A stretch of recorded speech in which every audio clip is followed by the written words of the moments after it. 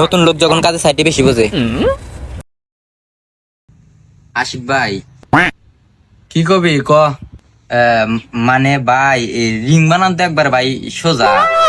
Ring তো আমি কি বানান পারবো ভাই, এইটু দেন আমি আজকে বানাই। হেই, বানান পারবি না তুই?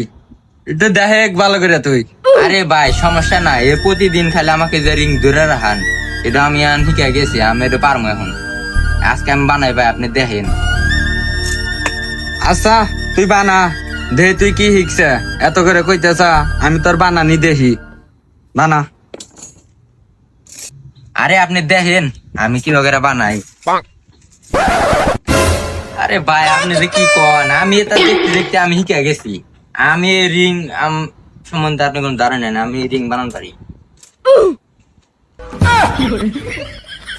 তুই যে কেবার রিং বানান পারো সেটা আমি ভালোই বুঝতেছি।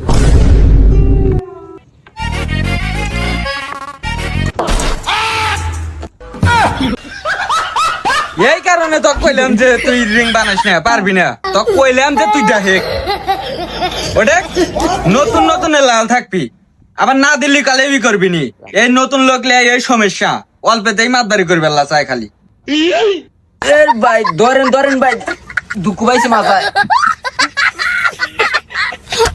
ও বলে রিং বানান পারে, আর কোনদিন জানে আমার সামনে এসে কস না যে আমি রিং বানান পারি।